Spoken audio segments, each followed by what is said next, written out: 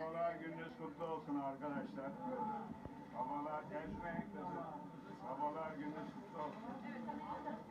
Binali Yıldırım basın mensuplarıyla tek tek tokalaştı ve babalar gününü de kutladı buradaki baba olan muhabirlerin, kameramanların. Eşi Semiha Yıldırım, kızı Büşra Köylü var ve yanında protokol üyesi de bulunmakta. Kendi ekibi de orada çekim yapıyor Binali Yıldırım'ın. Tabii basın mensuplarının ilgisi yoğun çünkü o anları ölümsüzleştirmek istiyorlar, fotoğraf almak, görüntü almak istiyorlar. Şu anda Binali Yıldırım'ı göremiyoruz. Evet, şu anda basın mensuplarının yanından ayrıldı ve kırmızı halıya doğru eşiyle birlikte yürüyorlar. Evet, az önce yaklaşık bir yarım saat, 40 dakika önce Ekrem İmamoğlu, Millet İttifakı Ekrem İmamoğlu'nun adayı Ekrem İmamoğlu'nun giriş yaptığı kapıdan içeri girdiği an itibariyle ve tarihi yayına, o tarihi buluşmaya çok kısa bir süre kala Binali Yıldırım'da şu anda Lütfü Kırdar Kongre Merkezi'nde. Teşekkürler Merve. Evet.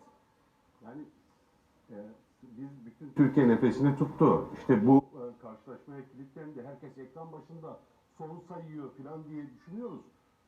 Eğer gelen haberler doğruysa ki en son şahitler de yani en son İbrahim Uslu geldi mesela sahillerde kalabalığı gördüğünü söylüyor. Tuttum sonra Mangal trafiğe takıldı yani. düşündüğümüz gibi yüksek bir ilgi ve alaka yok demektir. Sadece Sayın Bahçeli ekran başında olmayacak değil o zaman. Yani İstanbulluların da Valla ben birazcık aynı kanaatte değilim. Şöyle Anadolu'nun özellikle daha çok izleyeceğini düşünüyorum. Şimdi İstanbul normal. Tabii piknikler falan var ama yayının geç başlaması da bence bir avantaj. Çoğu da Aslında kahvelerde tabii. bir iki fotoğraf geldi bana. Kahvelerde herkes maç düzenini. evet, maç düzeni almış.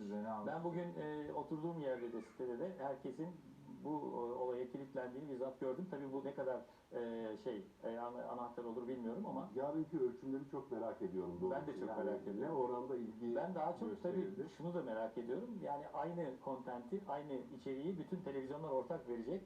Nasıl dağılım olacak onu da bir televizyoncu olarak merak ediyorum. Acaba yani Deniz'in yorumu çok yaygın bir Evet. kanaat olduğu için mi? Evet. Biraz da yüksek tansiyonlu, hararetli bir tartışma beklenmiyor da onun için mi acaba biraz daha hani soğukkanlı bir bekleyiş var bu karşılaşmayla Akif ilgili? bir topluyoruz, reklama giriyoruz.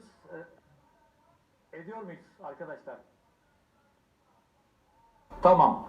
O zaman ortak yayın geciktiğine göre reklama da geç gidebiliriz stratejik açıdan. Evet İbrahim Bey, şimdi biraz sonra başlayacak. Aslında hani bizlerin sözünün bittiği, adayların sözünün başladığı ve moderatörün sözünün başladığı bölüme giriyoruz. Bir araştırmacı olarak nasıl bir seyir bekliyorsunuz bu 2 saatte? Nasıl seyredecek? Baştan itibaren bize böyle hani İsmail demişti ya maçı kafamda oynadım diye.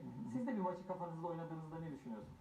Şimdi benim burada adaylar eminim ki birkaç gündür hedef kitle kim, hangi hedef kitleye hangi mesaj vereceğiz, kimi nasıl etkileyeceğiz, kimi hiç etkileyemeyeceğiz falan bunun analizlerini yaptılar. Hedef kitleyi seçmenler segment ettiler. Şimdi bunu yaptığınızda her iki tarafın bir kere sadık seçmenler var. Onlar bu tartışmadan hiç etkilenmeyecek. Onlar pikniğe gidebilir.